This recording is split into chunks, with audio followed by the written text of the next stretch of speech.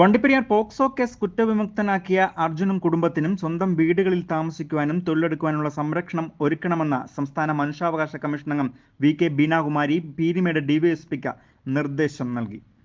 Rainbow news വാർത്തകൾ നിങ്ങൾക്കായി അവതരിപ്പിക്കുന്നത് Sarvodaya College of Nursing.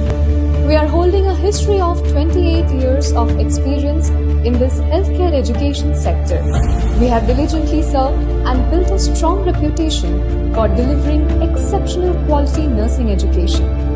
We offer you person placement through campus selection at various multi-speciality hospitals, having diversified student culture from different communities, student-friendly atmosphere with in-house hostel facility. To know more, contact us with below information.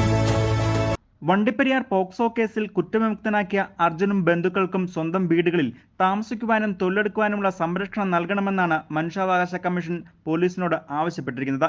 ഇക്കാര്യം വ്യക്തമാക്കി വണ്ടിപ്പെരിയാർ പോലീസിന് നിർദ്ദേശം നൽകണമെന്ന് commission അംഗം VK. Beenakumari Peermade ഡിവൈഎസ്പിയോട് ആവശ്യപ്പെട്ടിട്ടുണ്ട്. ഇക്കാര്യത്തിൽ വണ്ടിപ്പെരിയാർ പോലീസിന്റെ ഭാഗത്ത് വീഴ്ച സംഭവിച്ചതായും കമ്മീഷൻ വിലയിരുത്തി.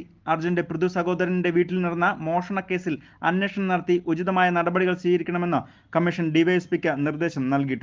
വണ്ടിപ്പെരിയാർ ചുരക്കളം എസ്റ്റേറ്റിൽ 6 വയസ്സുകാരിയെ പീഡിപ്പിച്ച് കൊലപ്പെടുത്തിയെന്ന കേസിൽ 2023 ഡിസംബർ 14-നാണ് അർജുനെ കോടതി കുറ്റവിമുക്തനാക്കിയത്.